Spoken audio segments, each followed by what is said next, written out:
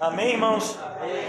Vamos abrir as nossas Bíblias em 2 Coríntios, capítulo de número 4. Ontem nós, o texto que nós estamos seguindo, mas hoje nós vamos voltar ao Senhor. 2 Coríntios, capítulo 4. O título da nossa mensagem de hoje é um título bastante um propósito justamente de nos a respeito de uma realidade que muitas vezes nós não nos apercebemos por negligência e por desatenção. Nós estamos num grande campo de batalha.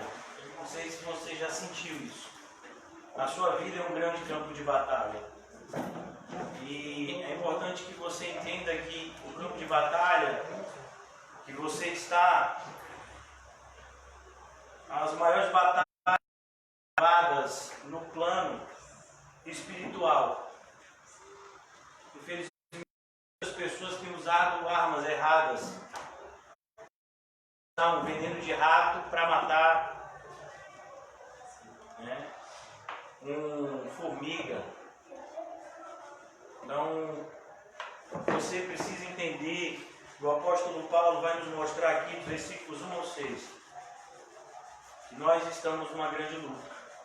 Nós que somos evangélicos, nós que fazemos parte da Igreja de Cristo, nós que temos uma fé verdadeira na Palavra de Deus, estamos numa grande luta. Uma luta não somente para a nossa manutenção ao lado do nosso Salvador, pois o tempo todo o inimigo, Satanás, vai tentar nos apartar dessa comunhão bendita, mas uma grande luta também pelas almas. Afinal de contas, o Senhor Jesus nos deu uma missão. Nós deveríamos pregar o Evangelho. E é justamente por meio da fé do Evangelho, de pessoas que o pregarão com ousadia e fidelidade, que outros serão alcançados para a luz.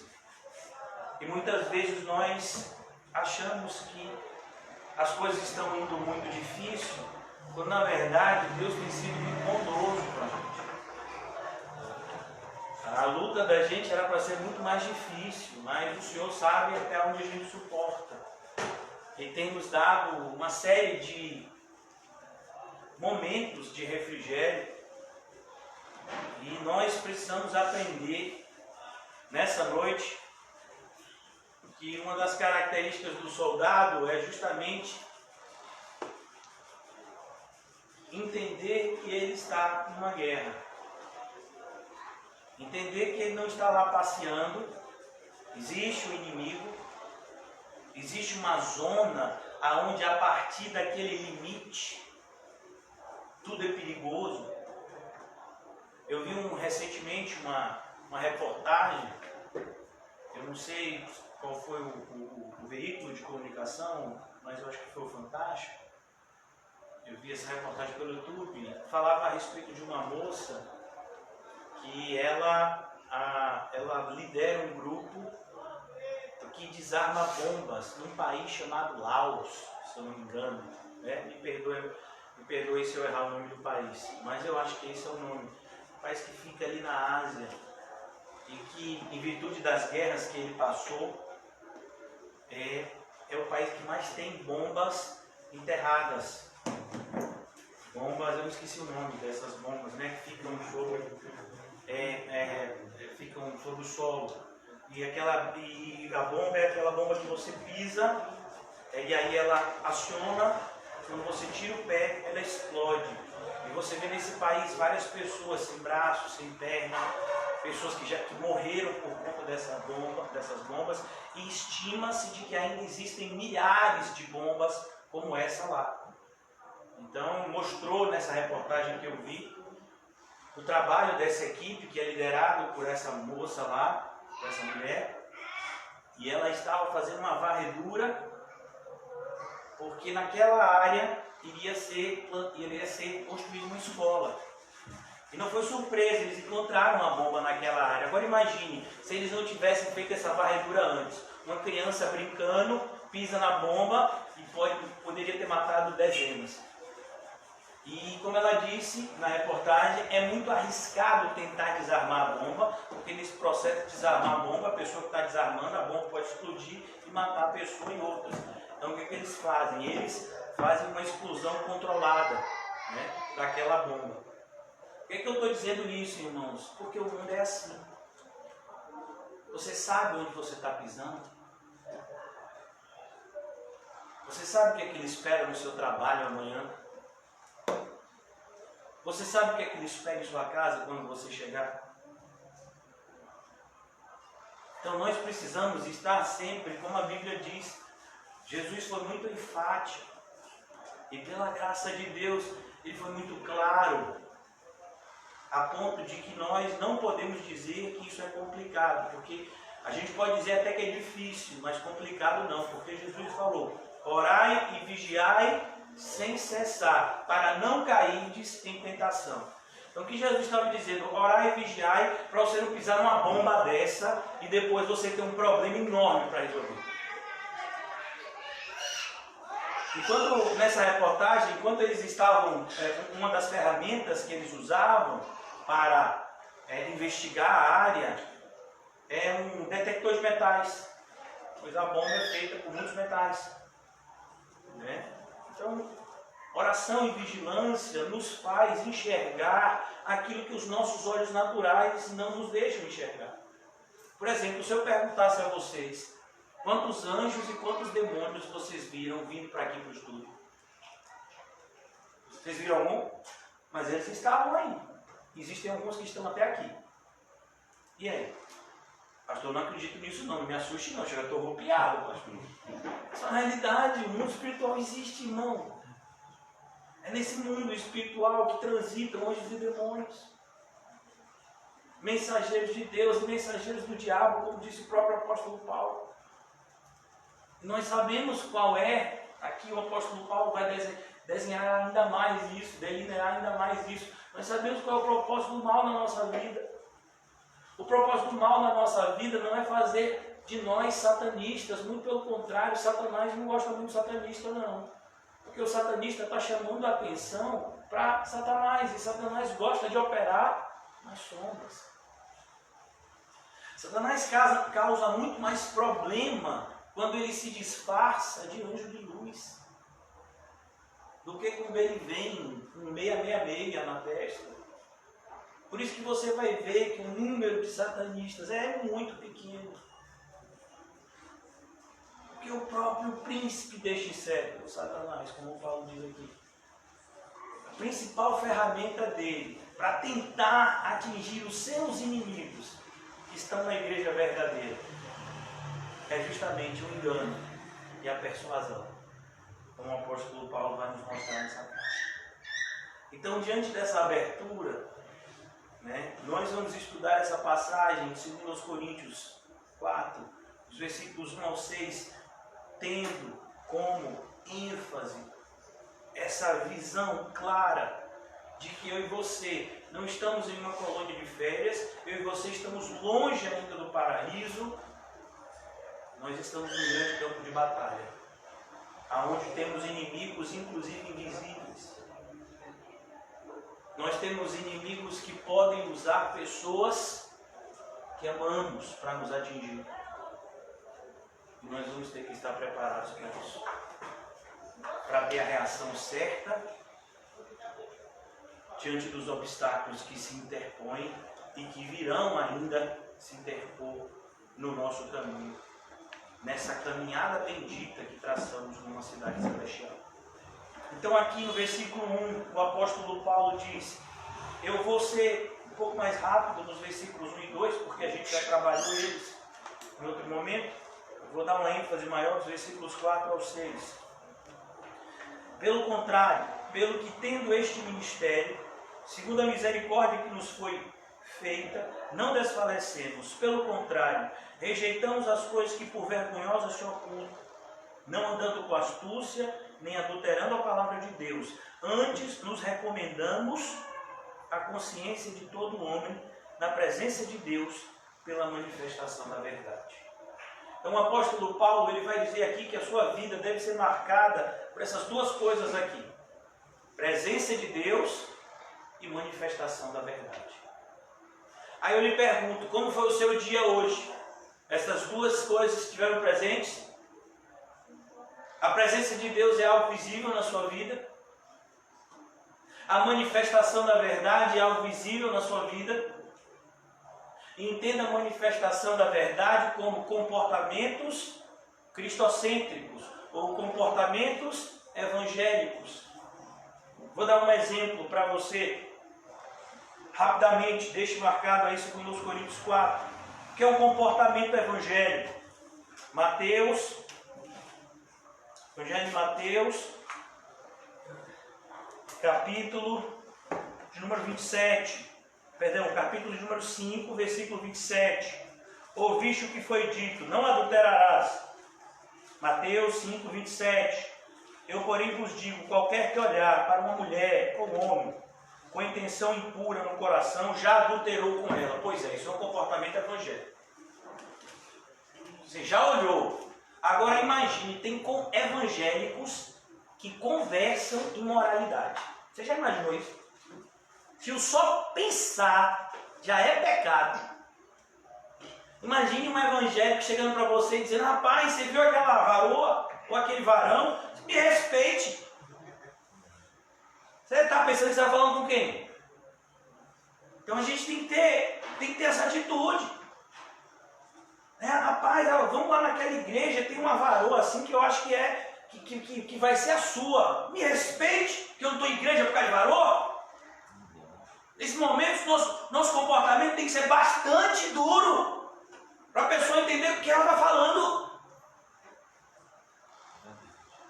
Porque o só pensar nessas coisas já é pecado. Imagine dar espaço para isso. Glória a Deus.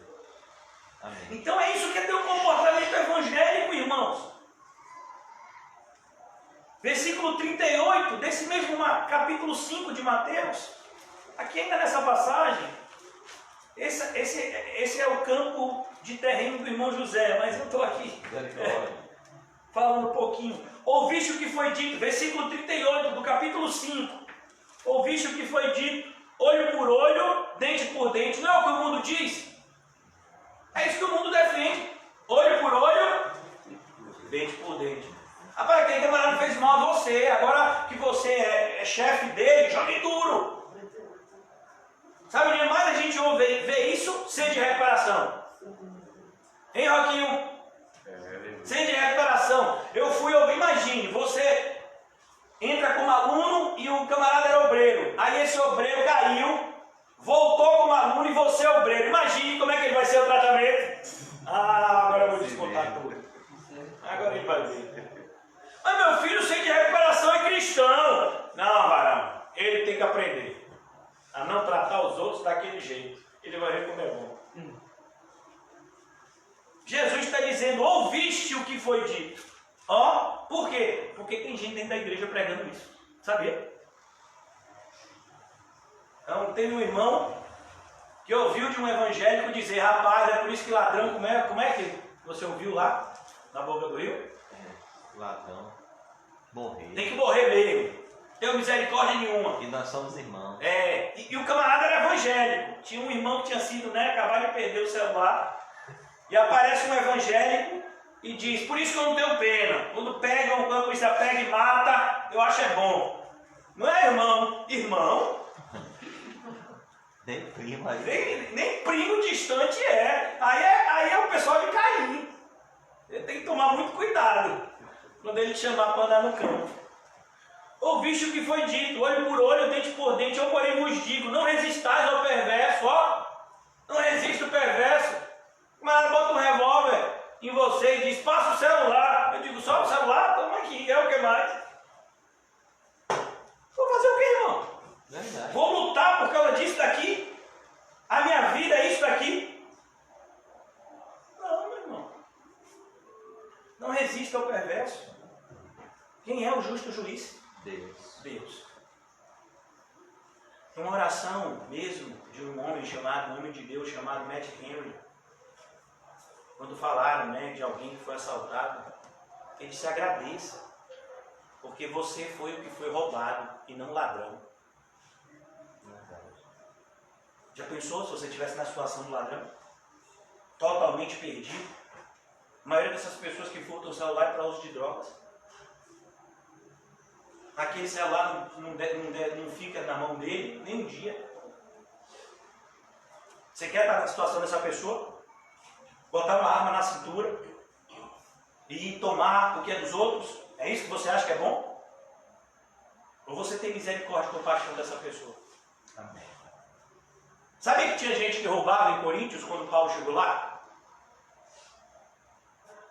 E Paulo diz: aquele que roubava, não roube mais. Antes trabalhe para ter como acudir o necessitado. Não sei se é em Coríntios que Paulo falou. Efésios. Efésios, isso. Então, imagine. Por que Paulo falou isso? Porque quando chegou lá, ele evangelizou ladrão. Você roubava antes. Se lembra? Não roube mais. Trabalhe. Mas não para você ter uma boa vida, mas para ter como acudir o necessitado. Como nós vimos ontem, toda a nossa vida aqui na terra tem que ser uma preparação para a nossa chegada no céu. Tudo que você conhece vai ser desfeito, como Pedro disse para nós ontem, em 2 Pedro, capítulo 3, versículos 10 ao 18. Eu aconselho que todos aqui releiam. Toda a nossa vida é uma preparação, por isso que Jesus está dizendo: eu porém vos digo, não resistai ao perverso, qualquer que te ferir na face direita, volta-lhe também a outra. E aí, vai, pastor, ainda não estou nesse nível. Então que nível você está? Não tem nível no cristianismo, irmão. No cristianismo não tem primeiro andar, segundo andar, terceiro andar. No cristianismo tem assim, crente e não crente. E no meio tem os hipócritas, que tentam enganar a si mesmo e os outros. Mas só tem esses dois grupos, o que é cristão e o que não é cristão. E aí tem um grupo também que é o hipócrita, que está ali no meio, para fazer alarde. Versículo 43, ouviste o que foi dito: amarás o teu próximo, odiarás o teu inimigo. Eu porém vos digo, amai os vossos inimigos e orai pelos que vos perseguem. Eu creio que todos vocês fizeram isso hoje. Amém, irmão? Aqueles que lhe perseguiram hoje foram os primeiros que você botar o joelho no chão e orou na madrugada. O irmão Paulo mesmo tem esse costume de orar na madrugada. Já começa para aqueles que perseguem ele. Já começa, já dobra o joelho, já vai fulano, o veste das trevas, atrás das trevas para a luz. Então o apóstolo Paulo diz, pelo contrário, voltando agora a 2 Coríntios, capítulo 4, versículo 2. Quando o apóstolo Paulo diz que ele vive na presença de Deus e pela manifestação da verdade, é que o referencial de Paulo era esse que eu disse para vocês. O referencial de Paulo era Cristo. Eram os ensinos de Cristo. Para Paulo, isso que é verdade. Não que ele havia aprendido dos fariseus. Paulo era fariseu, seita mais severa do judaísmo. A tribo de Benjamim, hebreu de hebreus. Foi ensinado aos pés de Gamaliel. Sabe, esse aqui que tem que perseguir os inimigos, Paulo levava isso ao pé da letra. Quem foi que mais perseguiu crentes antes da conversão? Paulo. Ele via os cristãos como inimigos que deveriam ser mortos. Mas o teu próximo odiará o teu inimigo. E Paulo levava isso ao pé da letra. Odeio mesmo, odeio os cristãos. Antes da conversão, Saulo de Tarso odiava os cristãos, porque ele aprendeu: amarás os teus irmãos. Os irmãos de Saulo, quem era? Anás, Caifás, o pessoal do Sinédrio. E os cristãos eram inimigos, e deveriam ser presos e mortos. Aí ele se converteu, e ele aprendeu. O que é que a gente faz com aqueles que nos odeiam? A gente ora por eles. A gente perdoa. A gente ama. Isso é ser cristão. Percebeu porque eu disse para vocês que a nossa grande luta está aqui dentro? Como é que eu posso amar uma pessoa que passou a semana toda me fazendo mal? Eu tenho que arranjar um jeito. Sozinho eu não vou conseguir. Eu vou ter que pedir ajuda a quem? A Cristo. E graças a Deus que Ele me ouve. Pedir e dar-se-vos-á. Oh Deus, eu preciso tanto de amor nessa noite. E Deus te ouve. E te dá. Então aqui Paulo está dizendo, cuidado, irmãos, por isso que nós nos recomendamos a consciência de todo homem. Paulo diz, a minha vida é um livro aberto. Os falsos mestres não, irmãos. Os falsos mestres fazem coisas em oculto. Eu tive uma oportunidade antes, logo no começo do meu ministério, no começo eu comecei a pregar, eu conhecia vários pastores, e à medida que eu entendia que esses homens não eram de Deus, eu fui me afastando deles, e alguns se afastaram de mim por coisas que eu preguei. Mas teve um momento que eu estava reunido com alguns deles, que aquilo que eles falavam me deu vontade de vomitar. E aí, meu irmão, quantas pessoas vêm na sua igreja? Está com quantas cabeças lá? Eu digo, é gado? Sabe, tratando a igreja como se fosse empresa. Rapaz, a gente fez uma vigília, o negócio deu bom, viu? A gente levantou 6 quantos mil. Conversa dele, eu ficava assim, de longe, assim. Foi um outro pastor que me levou. Eu olhei para ele, olhei para o pastor que me levou e disse, o que vocês não estão falando aí? Não é possível. Eles não são cristãos. Aí esse que me levou disse, é porque você ainda está no primeiro amor, porque você não conhece, eu tinha começado a pastorear tinha alguns meses. E aí eu olhei para esse que me levou e disse, e eu espero estar no primeiro amor até chegar no céu. Porque se eu sair do primeiro amor, Deus manda que eu volte. Está escrito lá em Apocalipse capítulo 2. Imagina. Graças a Deus, hoje em dia não tenho nenhuma proximidade com homens como esse. Pois o próprio Paulo manda que a gente evite-os. Pessoas perigosíssimas. Então a gente tem que tomar muito cuidado. Uma pessoa que tem uma vida dupla, ela não é cristã. Quando uma pessoa vem e diz assim para mim, pastor, vou dizer uma coisa, isso é pessoal, não se, sabe, pastor, não se intrometa. Amém, meu irmão. Pastor, isso é entre eu e Deus. Você não tem medo, não? É sério. Quer dizer, eu falei isso até ontem. Você prefere tratar desse assunto naquele dia, no juízo final? Quando Deus vai olhar para você e vai dizer, apartai-vos de mim, maldito? Ou prefere um irmão que chegue e diga a verdade para você e te dê a oportunidade de se arrepender e ser salvo? Então aqui Paulo está dizendo, nós nos recomendamos a consciência de todo homem. Paulo, que tinha sido tão atacado pelos falsos mestres que invadiram a igreja de Coríntios. Paulo diz, estou com minha consciência em paz. Foi a mesma coisa que ele disse à igreja de Éfeso, quando se despediu, lá em Atos capítulo 20. O sangue de vocês não está em minhas mãos. Porque durante 3 anos, noite e dia, eu preguei a verdade de Deus para você. De maneira que quando entrar falsos mestres na igreja de Éfeso, ou falsos irmãos se levantarem na minha ausência, vocês ouviram o que eu preguei para vocês. Hajam em conformidade com isso aqui, ó, com a presença de Deus e com a manifestação da verdade. Então, no versículo 3, nós vamos ver aqui o campo de batalha aparecendo. Mas se o nosso evangelho está encoberto, e percebe, irmãos, que a Bíblia só foi dividida em capítulos e versículos já 1000 anos depois dela ter sido escrita. Paulo, quando escreveu essa carta, escreveu de uma maneira una, como um texto só. Então, o que Paulo está falando aqui está conectado com aquilo que a gente estudou semana passada, no capítulo 3. Quando Paulo diz, olha, quando o judeu lê, ainda hoje, a lei de Moisés, o véu está posto. Mas quando eles creem no Senhor, o véu lhes é removido. Paulo fala isso no capítulo 3. E Paulo está dizendo aqui, ó, não só o judeu, não judeu também sofre da mesma enfermidade. Qual é? Cegueira espiritual. Estamos num mundo onde todo aquele que não tem Cristo está cego. Essa é uma realidade.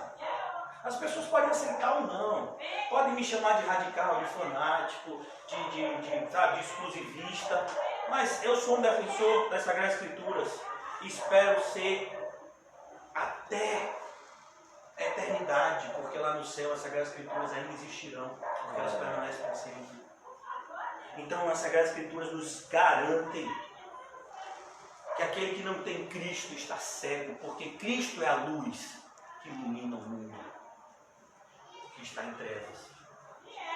Então ele diz, mas se o nosso Evangelho ainda está encoberto, e nesse momento eu quero que você preste atenção no pronome possessivo nosso. Por quê? Porque precisou Paulo adjetivar o Evangelho com esse pronome nosso. Porque existia o Evangelho deles, dos falsos mestres. Paulo diz, o Evangelho que eu prego a vocês é outro, é o nosso. Porque tem um Evangelho por aí que fica dizendo que Deus vai curar toda enfermidade, que Deus vai te dar dinheiro, que Deus vai te dar casa. Tem um Evangelho, inclusive, que sai pedindo dinheiro aos outros. E aí, irmão, vamos passar a sacolinha aí. Amém, varão? Vamos lá, a oferta da viúva. Vou tomar tudo que vocês tiverem aqui essa noite. Tem gente dizendo para você comprar uma semente aí de feijão, está sendo até processado. Eu não sei se é de feijão, é uma boa semente, é de feijão mesmo? Você comprava uma semente para você ficar livre do coronavírus. Eu digo, rapaz, por que a pessoa fala um negócio desse? Perdeu a vergonha, filho. E o pessoal comprando, e a semente era R$1.000. Rapaz. Mas para uma pessoa que vendeu um martelinho que quebrava a dívida por R$1.000, tá aí, a sementinha para ele é bobagem. O ficava tá cego. Né? O pessoal, como a gente já falou aqui há algum tempo, o pessoal perdeu o freio. A gente que fala cada coisa dentro da igreja evangélica, você fica assustado. Fora da igreja evangélica é a mesma coisa. Pois a única pessoa capaz de nos curar da cegueira é Cristo. Como aquele jovem lá no Evangelho de João. Olha, eu sei de uma coisa, eu era cego, de nascença, viu? E agora eu vejo. Os fariseus lá debatendo se a cura deles, se a cura foi genuína, se isso, se aquilo, mandaram chamar o pai, acho que está no capítulo 9 do Evangelho de João. O pai diz, ó, uma coisa é o nosso filho nasceu cego, mas como curou, eu não sei. Os pais morreram de medo, porque se dissessem que acreditavam em Jesus, iam ser expulsos, né, do templo, porque os fariseus já estavam em guerra com Cristo, o Sinédrio já estava em guerra com Cristo, os pais não querem entrar nessa briga, deixa o filho lá sozinho. Olha, com os pais desses, meu filho, como ela está bem, viu? E aí ele diz, olha, uma coisa eu sei, eu era cego de nascença, nunca enxerguei um palmo na minha frente. Agora eu vejo. Glória a Deus. Não posso negar isso. Amém, Jesus. Então aqui, essa é a realidade do cristão. E o apóstolo Paulo relembra aos coríntios essa realidade, mas aí eu quero te dizer uma coisa, irmãos. Será que você enxergou de verdade? Ou você teve uma experiência emocional e nunca enxergou? Você achou que enxergou, mas nunca enxergou. Amém. Existem pessoas no nosso meio assim. E infelizmente eu quero ler um texto com vocês que tem que servir de alerta para nós. Está no mesmo evangelho que eu li com vocês agora há pouco, mas não no capítulo 6, mas no capítulo 12. Eu quero que você tenha bastante atenção nisso que eu vou falar, se puder, né, só ouça, se você conseguir abrir, abra. Evangelho de Mateus, capítulo 12. É algo que a gente tem que se analisar. Não pense isso no sentido de outra pessoa, mas analise isso à luz da sua própria vida. Versículo 43, Mateus 12, 43.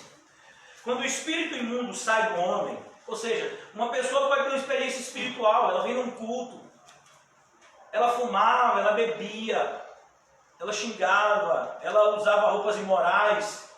De repente ela vem num culto, e aquele espírito imundo sai, e aquela pessoa diz, não, Rita, calmou, a partir de hoje eu vou pegar sério, eu não vou mais fumar, não vou mais beber, não vou mais me drogar. Como é? O culto é que dia? Segunda, terça, quarta, eu vou colar com vocês. espírito imundo sai.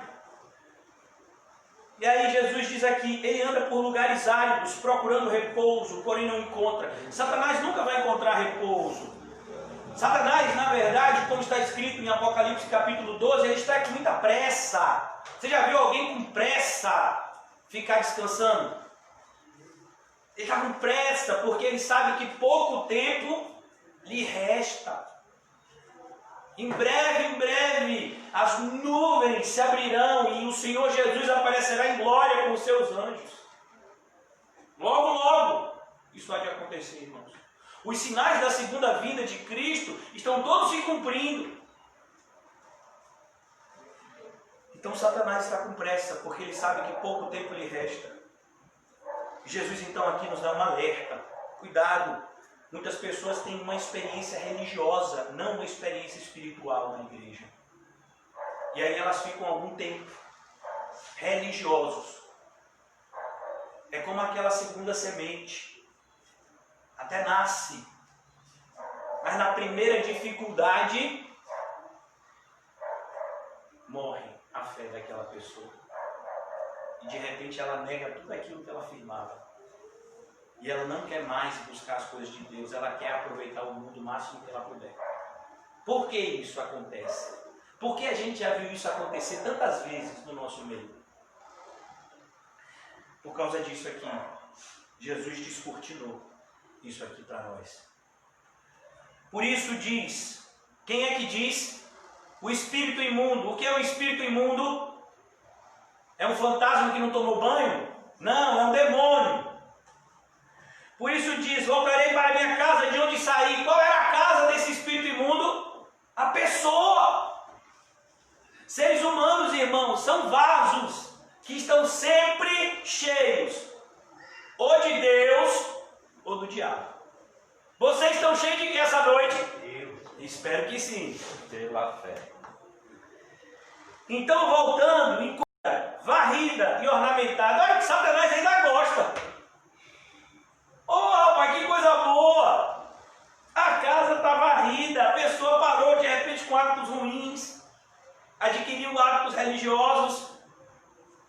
Então vai e leva consigo, versículo 45, do capítulo 12 de Mateus. Então vai e leva consigo outros 7 espíritos. A ideia do número 7, irmãos, não é uma ideia quantitativa, mas qualitativa. O número 7 na Bíblia sempre vai representar uma obra completa. Quantos dias tem a semana? 7. Quantas cartas foram escritas para as igrejas em Apocalipse? 7. E tantas outras vezes na Bíblia. O 7 vai ser usado com essa simbologia de algo completo. Um ciclo completo. O ciclo na vida dessa pessoa se fechou. Agora, antes ela tinha uma oportunidade até de conhecer a Cristo. Agora ela está completamente dominada pelo diabo. Aquele ser diabólico voltou com mais 7. Se agora eu não perco de jeito nenhum. A gente sabe que tudo está debaixo da soberania de Deus, mas é o Deus soberano que está nos revelando como Satanás age, e nós não podemos ignorar. Então vai e leva consigo outros 7 espíritos, piores que ele, e entrando, habitam ali. Habitam aonde? No homem, que ele saiu, na mulher. E o último estado daquele homem torna-se pior do que o primeiro. Aquela pessoa que antes até tinha algum carinho pelo Evangelho, pela igreja, pelos irmãos, passa a odiá-los. Passa a olhar para os irmãos. Ah! Agora é você. Por quê, rapaz? Não fiz nada. Não sei. Olha essa cara. Com essa blusa, com essa cruz aí, me assusta. Cruz credo. Negócio de cruz. Né? Sou vampiro. Assim também acontecerá a esta geração perversa. Olha a sentença. Isso aqui é uma sentença de Jesus. Jesus não diz, assim pode acontecer. Não, assim acontecerá. A maioria dos evangélicos, esse é o destino deles. Eles terão uma experiência religiosa temporal, mas apostatarão da fé, dando ouvido a espíritos enganadores e seguindo a doutrinas de demônios. 1 Timóteo capítulo 3. Porque nos últimos tempos teremos dias difíceis, Timóteo, onde as pessoas não suportarão ouvir a sã doutrina e levantarão para si mestres segundo as suas próprias concupiscências. 2 de Timóteo, capítulo 4, se não me engano. Perceba, irmãos, são dias trabalhosos, os dias que nós estamos vivendo. Dias difíceis. Estamos num grande campo de batalha aqui. Foi difícil para você chegar aqui. Vai ser difícil para você. E se tiver algum refrigério, é misericórdia e graça, então agradeça. Você hoje vai ter uma noite tranquila, em nome de Jesus. Pela fé. Pela fé. Amanhã acorde e diz obrigado, Deus. Oh, meu Por quê? Pai. Porque você é crente, já acostumou com noites turbulentas. Ah, não consigo dormir. Às vezes você dorme em pesadelos. Tem uma sensação. Minha tia acabou de se matar. Cadê? Minha tia acabou de se matar. Isso é o mundo. Quem você acha que estava do lado dela nesse momento? Então, querendo ceifar a esperança. Então aqui ele diz, mas se o nosso evangelho está encoberto, é para os que se perdem que está encoberto. De maneira que nós estamos num mundo perdido. Onde você é aquele que vai achar as pessoas e trazê-las para um lugar de reencontro com Deus. Esse é o lugar. Por meio do Evangelho, nos reencontramos com Deus. Estávamos perdidos, mas fomos achados. Esse é a fala do pai, quando o filho volta para casa. E ele diz para o irmão mais velho, temos que celebrar, pois o seu irmão estava perdido, mas foi achado. Ele estava morto, mas reviveu. Devemos celebrar. E não ficar preocupado com herança, com isso, com aquilo. É coisa de menor valor. Está escrito em Lucas capítulo 15. Então nós precisamos entender, irmãos, o mundo espiritual. Quanto para você vale uma alma? Quanto você investiria do seu tempo de oração, de dedicação, para que uma vida fosse salva? Nós estamos vendo aí cientistas. Você tem acompanhado as reportagens, cientistas. Outro dia eu vi uma cientista, uma brasileira, que está liderando lá na Inglaterra, estudos para ver se acha essa vacina do Covid. E ela dizendo que ela lidera um grupo de outras 100 pessoas, ou 99 pessoas, eu acho que são 100 pessoas no grupo, ela lidera o grupo. E ela dizendo que eles trabalham cerca de 14 a 16 horas por dia, para ver se acham essa vacina. 14 a 16 horas por dia. Sabemos que a rotina normal de trabalho de uma pessoa qual é? 8 horas. Mas as pessoas estão trabalhando no dobro. É claro que elas estão sendo muito bem pagas para isso. Mas estou dizendo assim, imagine a motivação dessas pessoas financeira, o ego, tantas outras coisas, né, que movem o homem. Hoje em dia você tem a oportunidade às vezes de conversar com um homem chamado Michael Phelps. Se você não entende muito de esporte, eu digo quem é ele. O maior medalhista olímpico de toda a história.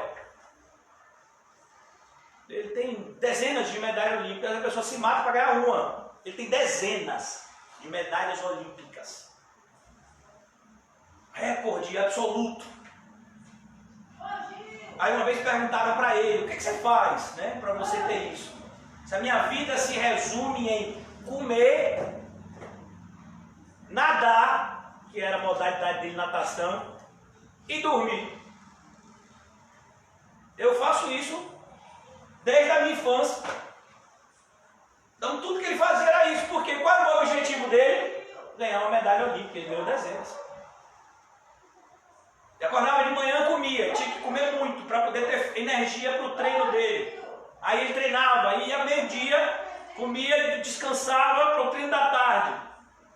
Aí depois comia de novo, descansava, às vezes tinha algum treino noturno, alguma coisa que estudava, uma técnica, depois comia e dormia. E isso durante anos, longe da família, longe de qualquer namorada, porque tudo isso desconcentraria ele. Longe de amigos. amigos, festas, aniversário de família, nem pensar. Está treinando. Para ganhar uma coroa que bota no peito e que depois, quando ele morrer, a coroa vai ser enterrada com ele. Vai evitar que ele seja, como diz o irmão José, comido por vermes? Passou a vida toda para ganhar uma coroa corruptível. E nós estamos aqui por conta de uma coroa incorruptível. Paulo, inclusive, vai usar esse exemplo na primeira carta aos Coríntios para estimulá-los ao amor e às boas obras. Glória a Deus. Quanto nós temos investido, irmão, aqui no nosso tempo para fazer Cristo conhecido. Verdade, sim. Antes de fazer Cristo conhecido, eu preciso conhecê-lo. Porque o obreiro aprovado é aquele que manuseia bem a palavra de Deus. Então, quando uma pessoa diz assim, pastor, eu tenho um problema, eu não consigo muito ler a Bíblia, nem estudar a Bíblia, mas eu tenho uma vontade assim de ensinar o Evangelho, e meu filho tem uma coisa errada. É como uma pessoa que diz, eu gosto tanto de cozinhar, mas ninguém come minha comida. Ô, meu filho, eu acho que você precisa fazer um curso de culinária. Você fica um pouquinho com Rita, passa o final de semana na casa de Rita. Que eu acho que com menos de um mês a pessoa já começa a comer pelo menos seu feijão. O fato de você querer fazer uma coisa, irmão, não significa em absoluto que Deus te mandou fazer aquilo. Sabe por que muitas pessoas querem fazer coisas na igreja? Para aparecer. Muitas pessoas querem fazer coisas na igreja para dizer que fazem. Como os fariseus que quando iam dar esmola anunciavam a todo mundo: ó, não quero me gabar, viu? Não quero tocar trombeta, mas hoje eu vi uma pessoa com fome na rua, eu fui lá e dei um prato de comida. Olha como eu sou bom. Eu não quero trocar trombeta, viu? E por que está contando o que fez? Então aqui ele diz, cuidado, pois é para os que se perdem que o Evangelho está encoberto. Tem uma série de pessoas que o Evangelho está encoberto e que você vai pregar, e essas pessoas vão ter as cortinas abertas e elas vão ver a Cristo na sua vida, nas suas palavras, e elas vão ser salvas. Como eu sempre comento com os irmãos do filme Paulo, Apóstolo de Cristo, eu falo sempre desse filme, vou sempre falar, é ele e o peregrino, que são para mim assim, presentes de Deus para a minha vida, para me despertar acerca do verdadeiro cristianismo. Lucas olha para Paulo e diz: Paulo, eu nunca vi Cristo, mas quando você pregou o Evangelho para mim, eu vi Cristo na sua vida e nas suas palavras. É assim que tem que ser com a gente, irmão. Quando a gente evangeliza. Quando a gente vive a Cristo, como a gente leu aqui, ó. Na presença de Deus pela manifestação da verdade. Eu queria convidar os irmãos rapidamente a virem comigo aqui. Eu já estou concluindo, viu, irmãos? Atos capítulo 26. Atos foi escrito por Lucas. Lucas que escreveu esses dois livros, né? Tanto o Evangelho de Lucas quanto o livro de Atos. Ele escreveu isso como uma obra só, né? Depois veio a ser dividida. Um conta a história de Cristo, o outro conta a história dos discípulos de Cristo, né? A igreja. E aqui, principalmente nessa parte finalzinha, Lucas vai falando do seu mentor, seu pai na fé, que era o apóstolo Paulo. E pela terceira vez, só no livro de Atos, nós vemos aqui a conversão de Paulo sendo descrita pelos lábios do próprio Paulo e pela mão de Lucas. Atos 26, a partir do versículo 16, é o que nos importa aqui nesse momento. Mas levanta-te. Quem está dizendo isso para Paulo é Jesus, viu, irmão? Foi a experiência que Paulo teve no caminho de Damasco, Atos 26, 16. Paulo, ninguém sabe se ele estava de cavalo, se ele estava a pé, o que sabe é que ele caiu no chão e que ele ficou cego. Antes de ficar cego, ele viu uma grande luz brilhando e depois ele não conseguia enxergar mais nada. E ele ouvia uma voz que falava com ele. E via uma luz que era mais forte que o sol, meio-dia. Imagina. O sol, que se você ficar olhando, você fica, né, cego. Paulo disse que tinha uma luz mais forte que o sol. E foi essa luz que cegou ele. E ele ouvia. E só ele ouvia. Os que estavam com ele só ouviram a luz, mas não ouviam o que essa voz estava falando. Então Paulo descreve aqui o que Jesus falou com ele naquele momento. Levanta-te, firma-se sobre os teus pés, porque para isto te apareci, para te constituir ministro. E a palavra ministro, que fique bem claro, é a palavra escravo, servo. Então eu apareci a você, Paulo, para você se tornar meu servo. De que forma Paulo iria servir a Cristo? Testemunhando de Cristo e do seu Evangelho. Versículo 16. Para constituir ministro e testemunha, tanto das coisas que me viste, como daquelas pelas quais ainda te aparecerei. Ou seja, Jesus apareceu para Paulo outras vezes. É por isso que Paulo vai dizer, eu recebi o Evangelho diretamente de Cristo. É uma das coisas que faz com que Paulo seja apóstolo. Paulo recebeu o Evangelho de Cristo. É o único dos apóstolos que recebeu o Evangelho de Cristo nessa época. Os outros receberam do Evangelho de Cristo encarnado. Mas Paulo tem essa característica. Cristo apareceu para ele algumas vezes, e apresentou o seu Evangelho. Versículo 17. Livrando-te do povo e dos gentios pelos quais te envio. Ele já começa dizendo, Paulo, você perseguia, né, Paulo? Agora você vai ser perseguido. Mas fique tranquilo que eu vou lhe livrar. Então, durante 30 anos, Paulo pregou o Evangelho. E o povo tentava matar Paulo desde o começo. No começo, Jesus livrou Paulo, fazendo com que ele descesse pela muralha da cidade de Damasco dentro de um cesto. Essa segunda carta aos Coríntios que a gente está estudando, meu filho, Paulo dá uma narrativa só de uma parte das perseguições. Açoite, pedrejamento, naufrágio, perigo no deserto, na cidade. Você fala, rapaz, que vida é essa? É a vida de triunfo. Porque ele começa essa carta dizendo o quê? E Deus que sempre nos conduz em Cristo em triunfo. Então aqui ele diz, versículo 17, livrando-te do povo dos gentios pelos quais te envio. Eu vou te enviar como ovelha para o meio de lobos. Os lobos vão tentar te matar, mas fique tranquilo, eles não vão conseguir, porque muitos desses lobos, como você era, se tornarão ovelhas. Com a mensagem que vai sair dos seus lábios. Glória a Deus. É isso que Jesus está falando aqui para Paulo. Ele tem a capacidade de transformar trevas em luz. Com uma única palavra. Versículo 18. Para lhes abrires os olhos. Porque o mundo está o quê? Cego. Lhe abrires os olhos e os converteres das trevas, escuridão, para a luz. Das potestades de Satanás para Deus. Potestades significam poderes. O mundo está sob a influência do poder maligno. Por que todo mundo quer ganhar dinheiro? Por que todo mundo quer uma casa nova? Por que todo mundo quer uma boa vida? Por que todo mundo quer coisas que têm segurança do ponto de vista físico, material? Porque Satanás convence as pessoas de que se elas tiverem isso, a vida delas vai ser melhor. Se você tiver um celular Apple, um smartphone da Apple, um iPhone, sua vida vai ser muito melhor do que se você tiver um celular dessas marcas peba aí.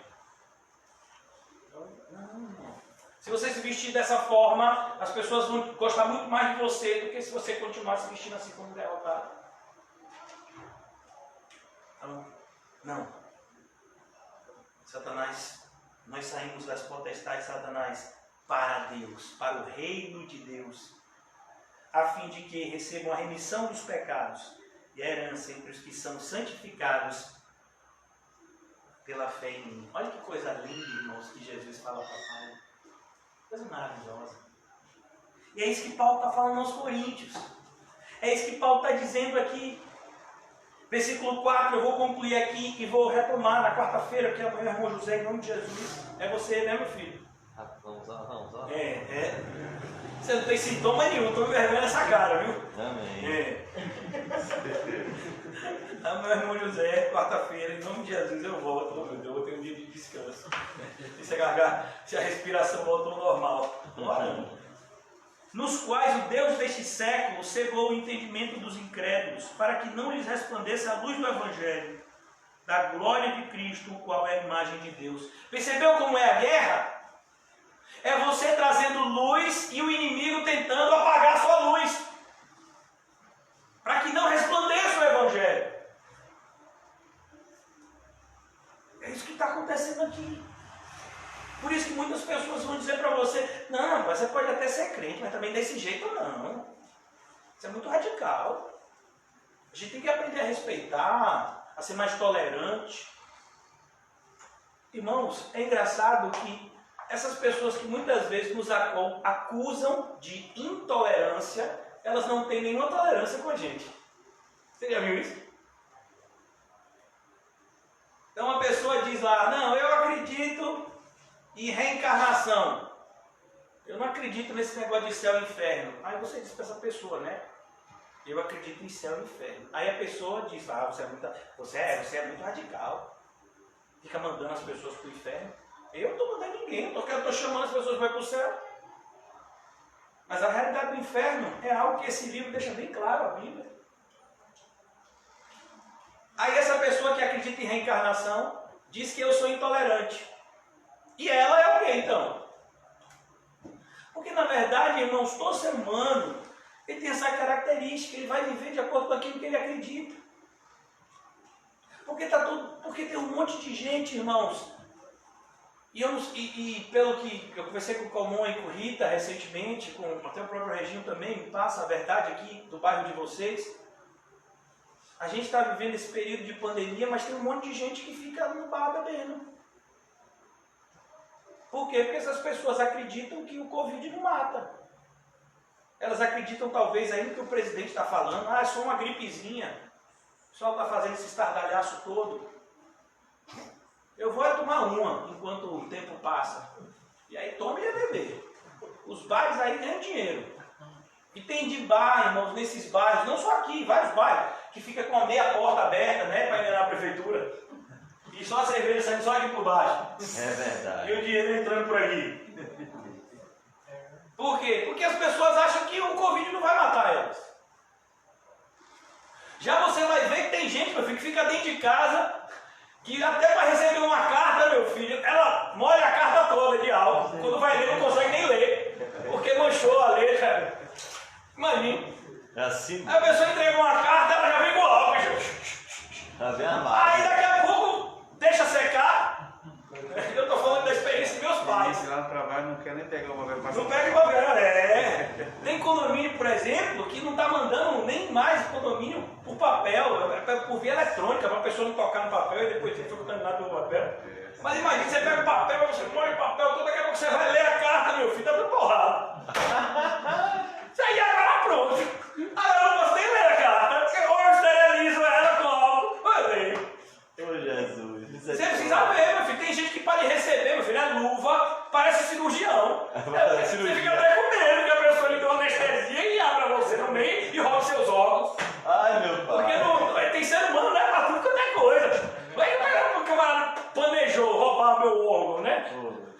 Porque você chega na casa, vamos imaginar, né? A gente tem o irmão Kio que deve estar brigando com o celular para assistir a gente. Já parou a briga ou não está conseguindo? Ele só assiste no YouTube, mais tarde. Ah, mais tarde. No Facebook não deu ainda não, né? Em tempo real, a briga foi não muito conseguiu. grande. Então, o irmão Kio vai assistir a gente depois. O irmão Kio trabalha com entrega de gás e de água, né? E faz carreta também. Aí vamos imaginar o irmão Kio fazendo a entrega de um carreto, né? De uma cama. Aí a pessoa que vai receber, meu filho, a pessoa está lá com touca, com luva, com aquele óculos de médico, com o negócio, como é? A máscara. Tem um negócio também que você bota aqui, que é tipo um roupão, né? Avental. É, avental que a Rita usa. E umas pantufazinhas, né? Pode entrar.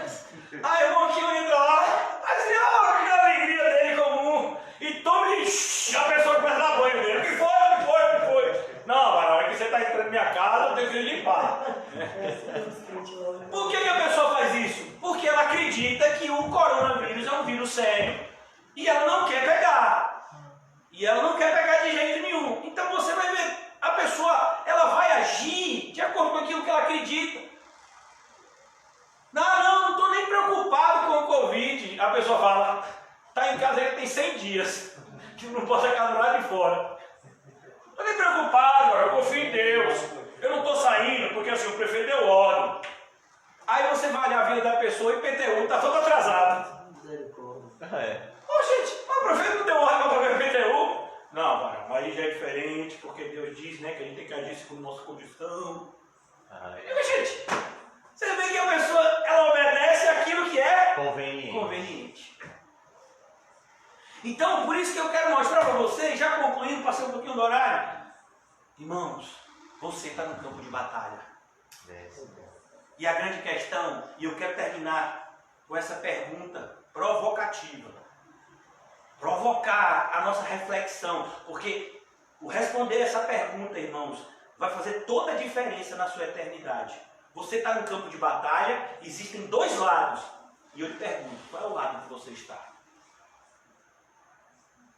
Porque o lado de Satanás, irmãos, eu acho que o lado de Satanás é todo mundo com 666, dizendo que é do diabo. Não, o lado de Satanás está cheio de gente religioso. Sabe quem Jesus chamou de filhos do diabo? As pessoas mais religiosas da sua época, que eram os fariseus. Está lá no Evangelho de João, capítulo 8. Vocês dizem que são filhos de Deus, discípulos de Moisés, vocês são filhos do diabo. Ele é mentiroso desde o princípio e ele é assassino. Ele é pai de toda mentira e ele é aquele que influencia as pessoas ao assassinato, à maldade. Vocês, fariseus, são filhos do diabo. Imagine, os mais religiosos da sua época. Então a pergunta que a gente tem que responder, e antes de responder essa pergunta, irmãos, pense muito e ore. Qual lado da batalha você está? Você sabia que existe gente da igreja que troca mensagem com outras pessoas e diz: eu já parei de ir para os cultos, eu estou acompanhando pela internet. Se eu fosse você, faria o mesmo. Imagina. Em vez de estimular o amor e as boas obras, estimula ao ódio e as más obras. Qual o seu lado na batalha? A batalha existe, já vimos aqui hoje. Sentimos a batalha. E você está em que lado? Vamos orar. Obrigado, Deus, por essa noite nos reunir aqui nesse lugar tão maravilhoso, onde nós nos sentimos tão bem recebidos. Obrigado, Deus. Continua abençoando a vida de Rita, de Calmon, Regina, sua esposa, nossa irmãzinha que mora aqui, tem sempre vindo. O sobrinho de Rita, né? Que está aqui com a gente nessa noite. Ó Deus, abençoa Roquinho, sua esposa, Jace, irmão Paulinho, seu amado irmão José, a nossa pequenininha que está sempre ali do lado de Rita, parece uma bonequinha. Abençoa ela, Senhor. Ó Deus, abençoa o nosso irmão Ederval. Só o Senhor sabe as lutas que ele passa, muitas vezes calado. Nos ajuda a sair daqui, Senhor, revigorados, como um soldado que volta para o quartel, se fortalece, para mais uma vez voltar ao fronte de batalha. Que seja assim nas nossas vidas, Senhor. Pois desertar não é uma opção, pois os desertores, os apóstatas, irão para o inferno. E nós já aprendemos que lá não é um lugar que queremos estar. Falamos, como o apóstolo Pedro, para quem nós iremos, mesmo diante das maiores batalhas e dos maiores obstáculos, para quem nós iremos, pois só o Senhor Jesus, nosso Senhor Jesus, tem a palavra de vida eterna. Por isso, Senhor, nessa noite, renova a nossa fé, a nossa esperança e, acima de tudo, o nosso amor, e nos mantém cada vez mais firmes e convictos de que temos uma missão a ser realizada. Missão essa, Senhor, que foi outorgada pelo Senhor mesmo. Não recebemos essa missão da parte de homens, mas da parte de Deus. Cada um de nós que está aqui nessa noite, aqueles que nos ouvem pela internet, meu Deus, desperta em nós esse senso de responsabilidade que nós temos de levar a luz ao mundo, de maneira que muitos que hoje estão perdidos serão achados.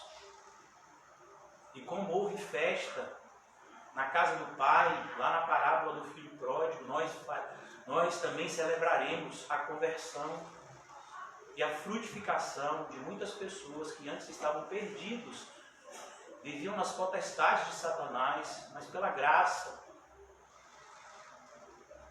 que foi conhecida por eles, pela pregação do Evangelho, foram transportadas para o reino da luz. Desperta-nos, Senhor, esse senso de responsabilidade e compromisso com a missão que nos foi dada. Abençoa, meu Deus, a vida da irmã Osana, a vida da irmã Gisele. Ó Deus, abençoa a vida de Dila e tantos outros irmãos, Senhor, que estão passando por momentos difíceis, não somente na área da saúde, mas na área emocional, na vida pessoal. O Senhor sabe, meu Deus, a luta de cada um. A irmã Cláudia, abençoa, Senhor, a vida desses nossos amados e preciosos irmãos, que tanto amamos. Oramos por aqueles que estão enfraquecidos na fé. Ó Deus, o Senhor é capaz de fortalecê-los e de trazê-los de volta. Oramos, ó Deus, por aqueles que nos perseguem, para que, em breve, pela Tua graça, eles sejam nossos irmãos. Ajuda-nos, ó Pai, a cumprir o Teu propósito aqui em Cosme de Farias. Que o Senhor nos conceda sabedoria para cada vez mais pregar o Teu Evangelho nesse lugar, com ousadia e fidelidade, Senhor, alcançando todos aqueles que são Teus. Despede-nos em paz, com essa paz, Senhor, que excede o entendimento. E cada vez mais, diante de qualquer cenário, tanto favorável quanto desfavorável, possamos ter a mesma convicção e fé: o Senhor está no controle.